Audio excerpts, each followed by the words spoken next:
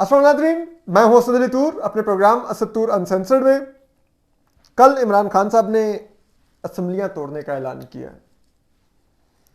और पाकिस्तान एक ऐसा मुल्क है, इसमें यह भी देखना है कि वो असम्बलियां टूटेंगी नहीं टूटेंगी, इलेक्शन कॉल होंगे नहीं होंगे, क्या होगा, वफाकी हुकूमत पर कोई इसका असर पड़ेगा, कौमी असम्बली पर, यानी कि इस सब पर आपको कुछ अंदर की खबर देंगे। इसके अलावा जो चौधरी परवेज़ इलाही साहब जो बोल रहे हैं, एक तो वो जनरल कमर बाजवा को उनका दिफा कर रहे हैं, क्यों कर रहे हैं ये बताएंगे। जनरल फैज़ हमीद को बुरा कह रहे हैं, क्यों कह रहे हैं ये बताएंगे।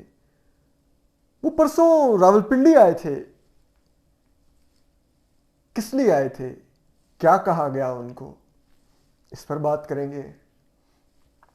तो ये सब कुछ है, इस पर आपको कुछ अंदर की खबरें देंगे। और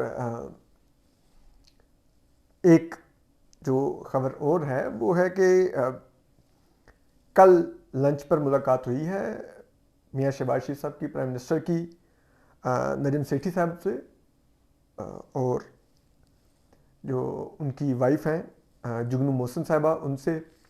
जुगनू मोहसिन साहब आपको पता है पंजाब असम्बली की रुकन भी हैं, एमपी हैं इलेक्टेड।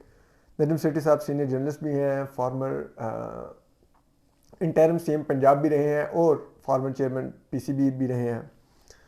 तो अब आपको पता है कि जो रमीज़ राजा साहब थे वो इमरान खान साहब की चॉइस थे, और इमरान खान साहब के जाने के बाद क्योंकि जनरल बाजवा से भी उनके मरासिम अच्छे थे तो उनको नहीं हटाया जा सक रहा था। तो अब क्योंकि जो रमीज़ राजा साहब के जो ज़राए बताते हैं, जो सरप्रस्त थे जनरल बाजवा, क्योंकि अब वो तो रिटायर हो गए हैं, तो अब वफाकी हुकूमत को मियां शहबाज शरीफ साहब की सरकार को कम अज़ कम थोड़ी सी इंडिपेंडेंस पीसीबी की हद तक हासिल हुई है। तो उन्होंने कहा कि अब हम वो इंडिपेंडेंस पीसीबी में दिखाएंगे। तो अब रमीज़ राजा साहब घर जाएंगे और उनकी जगह पे नजम सेठी साहब को अगला चेयरमैन पीसीबी तैनात किया जाएगा। और गालिब इम्कान है कि कल रमीज़ राजा साहब को हटाने और नजम सेठी साहब की तैनाती का नोटिफिकेशन आ सकता है कल यानी कि बरोज़ सोमवार।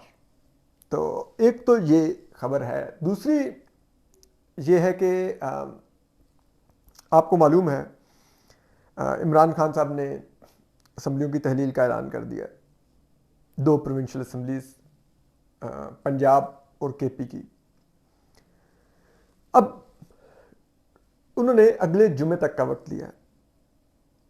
एक तो इसकी वजह यह है कि वो इस साल का आखिरी जुमा होगा, और खान साहब और जो मुर्शद हैं बुशरा बीबी, उन्होंने जो जायचे बनाए हैं बुशरा बीबी ने, उनके मुताबिक अगर इस डेट को इलेक्शन कॉल हो, यानी कि गवर्नमेंट डिज़ोल्व हो, तो इस डेट को यानी कि 1 रमज़ान को इलेक्शन आएंगे, और वो एक मुबारक दिन होगा। अगर जैसे हम चल रहे हैं वैसे हुआ तो उसमें वो उनके जो आदाद शुमार है, इल्मुल आदाद जो उनका है, वो बताता है कि खान साहब के जीतने के इम्कानात बढ़ जाएंगे। दूसरा यह है कि अगर ऐसा ना हो सका तो भी हम लोग अपने पॉलिटिकल कार्ड्स तो खेल रहे होंगे। और ऐसा क्यों नहीं हो सकता, उसकी वजह होगी कि फिर वोट ऑफ नो कॉन्फिडेंस आ जाएगा। अब उसके लिए 3 ऑप्शंस हैं इस वक्त पीएमएलएन के पास पंजाब में, क्योंकि जाहिर बात है मेजर स्टेक होल्डर इस वक्त पंजाब में पीएमएलएन है।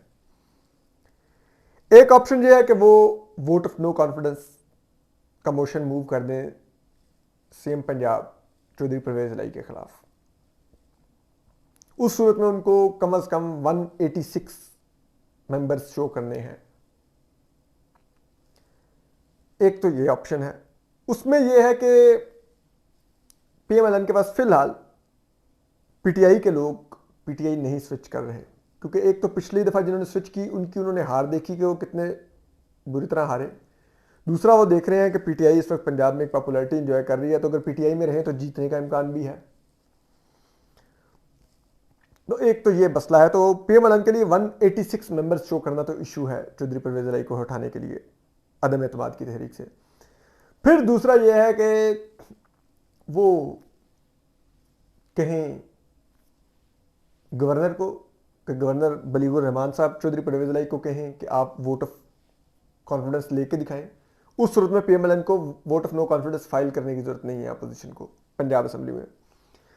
उस सूरत में चौधरी परवेज इलाही को अपने 186 वोट शो करने हैं, अपनी मेजॉरिटी शो करनी है। यहां पर सिचुएशन ट्रिकी है। यहां पर कुछ पीटीआई के लोगों को बेशक वो पार्टी लाइन स्विच ना करें, लेकिन एब्सेंट रहने पर कन्विंस किया जा सकता है। तो इस सूरत में ये कार्ड ज्यादा सक्सेसफुल है। एक तीसरा कार्ड जिस पर अब पीएमएलएन काम कर रही है वो है कि मियां शहबाज शरीफ साहब ने चौधरी शुजात हुसैन से मुलाकात करके उनको कहा है कि आप चौधरी परवेज इलाही से पूछिए कि अगर हम उन्हें सीएमशिप ऑफर करें तो वो असम्बलियां डिजॉल्व करने से पीछे हट जाएंगे, तो उस सूरत में हम उनको वोट कर देंगे। और ये पीटीआई वाले बेशक रिजाइन भी कर दें या उनके खिलाफ वोट ऑफ नो कॉन्फिडेंस भी कर दें, तो उस सूरत में भी वो सीएम पंजाब रहेंगे। और इसके लिए लेकिन मियां शहबाज शरीफ साहब ने ये बात चौधरी शुजात हुसैन को कही है कि इसके लिए आप उनसे पूछेंगे कि अगर वो इसमें इंटरेस्ट शो करते हैं तो फिर मुझे लंदन से मियां नवाज शरीफ की अप्रूवल लेनी होगी। अब इसमें देखिए चौधरी परवेज इलाही, ये फिर 3 ऑप्शन हो गए हैं इस वक्त इमरान खान साहब को। तो इसलिए पंजाब असेंबली की डिसॉल्व करने में अभी भी अगर मगर काफ़ी है, यानी कि लाजिम नहीं है कि वो 23 दिसंबर बरोज जुमा डिसॉल्व होने जा रही है। केपी असेंबली में ये मामला ज़्यादा आसान है, लेकिन केपी असेंबली में भी अगर opposition vote of no confidence move कर दे तो कम से कम वो 2 हफ्ते में असेंबली डिसॉल्व होने से रोक सकती है। तो यानी कि अगर केपी असेंबली फाइल करें तो यानी कि जनवरी का पहला हफ्ता आ जाएगा असेंबली डिसॉल्व होते हुए। अब जरा आगे बढ़िए, अब फिर चौधरी परवेज इलाही क्या कर रहे हैं। चौधरी परवेज इलाही ने इमरान खान साहब से असेंबलियां डिसॉल्व करने के एवज मांगी हैं कुछ नशिस्तें पंजाब में सीट एडजस्टमेंट के मद में, और वो उन्होंने कहा है कि गुजरात, मंडी बहाउद्दीन, गुजरांवाला और चकवाल, ये जो बेल्ट है इसमें आप 30 सीटें मेरे साथ एडजस्ट करें, तो फिर ताकि हमारी सीट एडजस्टमेंट हो। अब इसमें खान साहब के लिए बड़ी ट्रिकी सिचुएशन है। अब इसमें चौधरी परवेज इलाही फिर एक और काम कर रहे हैं। वो पीटीआई को दोबारा वही कर रहे हैं जो उन्होंने जब वोट ऑफ नो कॉन्फिडेंस आई थी कि खान साहब के बारे में बयान देने शुरू कर दिए कि जी इनकी तो नैपियां बदलते रहे हैं, इनकी तो ये करते रहे हैं, इनसे चल ही खुद नहीं गया। ठीक है, अब तो नैपियां महंगी हो गई हैं इसलिए इनसे जान छुड़वाई जा रही है। उन्होंने महर बुखारी साहबा को जो इंटरव्यू दिया था वही काम चौधरी परवेज इलाही ने दोबारा शुरू कर दिया है। अब वो कबाड़िए चौधरी गुलाम हुसैन और वो उसके साथ पीटीआई के वर्कर खावर घुमन को उन्होंने जो इंटरव्यू दिया है आज, उसमें उन्होंने खूब लताड़ा है कि ये पीटीआई एहसान फरामोश है, जनरल बाजवा ने इनके लिए इतना किया। इनको इसकी 2 वजूहात है चौधरी परवेज इलाही ये क्यों कर रहे हैं, हम आपको बताते हैं। पहली वजह यह है कि वो पीटीआई को आंखें दिखा रहे हैं दोबारा से सीट एडजस्टमेंट के लिए कि चौधरी पर जनरल बाजवा को जो इमरान खान साहब ने कल मेरे साथ बिठा के गालियां दी है ना, बुरा भला कहा है, उसके बाद मैं बड़ा नाराज हूं।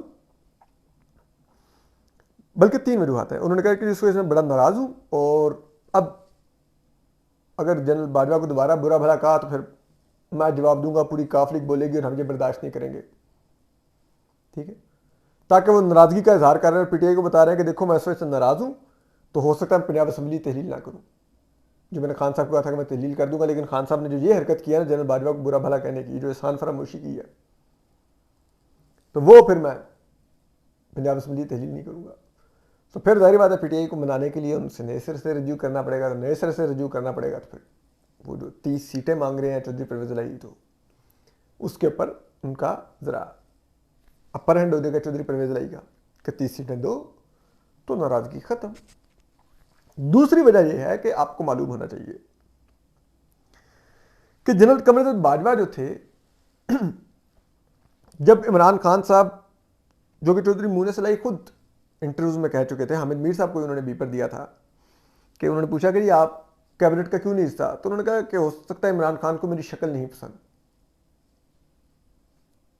इमरान खान साहब तो मुनीर सलाई को पसंद नहीं करते थे, कैबिनेट में शामिल भी नहीं करना चाहते थे। आज चौधरी परवेज अली ने खुद भी माना कि इमरान खान चौधरी मुनीर सलाई को पसंद नहीं करते थे। ठीक है, तो फिर वो चौधरी मुनीर सलाई को गिरफ्तार भी करवाना चाहते थे, नैब को उन्होंने एक्टिव भी किया हुआ था। तो जो नैब से चौधरी मुनीर सलाई को बचाया वो जनरल बाजवा ने बचाया था मुनीर सलाई को। तो वो रिटर्न करने का भी वक्त है कि जनरल बाजवा का उस एहसान का बदला भी उतारा जाए। दूसरी वजह यह है चौधरी परवेज अली के इतने बरहम होने की कि आपने क्यों मुझे साथ बिठा के जनरल बाजवा को अपने जुल्म किया, बुरा भला कहा। और आप देखिए उस वक्त, अभी मैं तीसरी वजह बताता हूँ, जो उस वक्त सबसे जो फनी चीज़ थी, जो मेरे लिए बड़ी मज़ेदार थी, कि जब जनरल बाजवा को इमरान खान साहब बुरा भला कहना कहते थे, तो जो कैमरामैन था, वो जो भी कोई प्रोडक्शन का बंदा स्विचर पे बैठा हुआ था, वो 3 शॉट वाला कैमरा कट कर लेता था, जिसमें चौधरी परवेज अली बैठे यूं नजर आते थे। और इमरान खान साहब ने ये कहा हुआ था कि चौधरी परवेज अली की शक्ल दिखाओ लोगों को, कि ये इसने मुझे गंदा करने के लिए कहा ना कि जनरल बाजवा ने हमें काफ लीग को भेजा पीटीआई में नो कॉन्फिडेंस के वक्त, और जनरल बाजवा पीटीआई के मोहसिन है, तो इसने मुझे गंदा करने की कोशिश की कि मुझे तो जनरल बाजवा ने आखिरी वक्त तक बचाने की कोशिश की, जबकि मेरा बयानिया है कि मुझे निकलवाया उन्होंने है। तो मेरा बयानिया इसने खराब किया, तो मैं इसके साथ बैठ के बाजवा को बुरा कहूंगा और तुमने लोगों को शक्ल दिखानी है इसकी कि यही है ना जो जनरल बाजवा की हिमायत कर रहा है। देखो मैं इसके साथ बैठ के इसके मुंह पर जनरल बाजवा को बुरा भला कह रहा हूँ और ये कुछ भी नहीं कर पा रहा। तो चौधरी परवेज अली को ये आइडिया तो था, तो इसलिए एक वजह ये है। अब आते हैं तीसरी वजह जो उन्होंने कहा जनरल फैज़ हमीद के बारे में, जो साबिक DGISI हैं और कोर कमांडर पेशावर और कोर कमांडर बहावलपुर रहे हैं, और फिर उन्होंने रिटायरमेंट ले ली है जनरल आसिम मुनीर के आर्मी चीफ बनने पर। उन्होंने कहा कि उन्होंने बड़े जुल्म किए और मैंने उनके मजालिम के बारे में बताया था इनको, क्या नाम है, जनरल कमरुद्दीन बाजवा को और दीगर भी सब कुछ। तो अब वो देखें ये वो किस लिए कर रहे हैं, जनरल फैज़ हमीद को बुरा भला कह रहे हैं। वो जो नई फौजी इस्टेब्लिशमेंट है, army chief general Asim Munir, वो साथ साथ उनको भी खुश करने की कोशिश कर रहे हैं, उनकी भी ज़रा TC करने की कोशिश कर रहे हैं। उसकी वजह देखिए, ये तो सब जानते हैं ना, जनरल फैज़ हमीद साहब ने पूरी कोशिश की जनरल आसिम मुनीर को आर्मी चीफ बनने से रोकने की। उन्होंने इमरान खान साहब से लॉन्ग मार्च करवाया, इमरान खान से टारगेट करवाया उन लोगों को, जनरल नदीम अंजुम को, जनरल फैसल नसीर को और दीगर लोगों को, जो ना सिर्फ जनरल बाजवा के करीब थे बल्कि जनरल आसिम मुनीर के भी करीब थे। तो उन्होंने उन लोगों को टारगेट करवाया इमरान खान साहब से, और फिर उन्होंने ही एक दोस्त मुल्क को ये पैगाम भी भिजवाया कि ये सैयद हैं तो ये शिया हैं आसिम मुनीर साहब, जो कि वो नहीं थे। बाद में वो बात क्लियर की गई। तो इस हद तक वो गए जनरल आसिम मुनीर के अगेंस्ट, लेकिन फिर वो general Asim Munir army chief बन गए। और जनरल फैज़ को ये आइडिया था, हालांकि सुपरसीड नहीं हुए थे, फौज में रवायत है जो जनरल सुपरसीड हो वो रिटायरमेंट लेते हैं, कि अगर उनसे जूनियर जनरल आर्मी चीफ बन जाए तो वो फिर कहते हैं कि हम तो इससे सीनियर जर्नल थे, हम इसके अंदर कैसे काम करेंगे, तो रिटायरमेंट लेके घर चले जाते हैं, फौज में रवायत है। लेकिन अगर आपसे सीनियर जनरल आर्मी चीफ बन जाए तो जो जूनियर जनरल होता है वो रिटायरमेंट नहीं लेता। लेकिन जनरल फैज़ ने ली, जूनियर जनरल होते हुए रिटायरमेंट ली, सुपरसीड ना होते हुए रिटायरमेंट ली।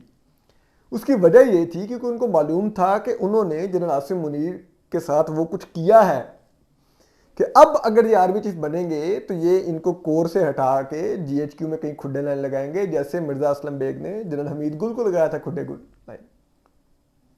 तो एक जर्नैल जिसने de facto prime minister, de facto army chief की पावर एंजॉय की हो, जनरल फैज हमीद ने,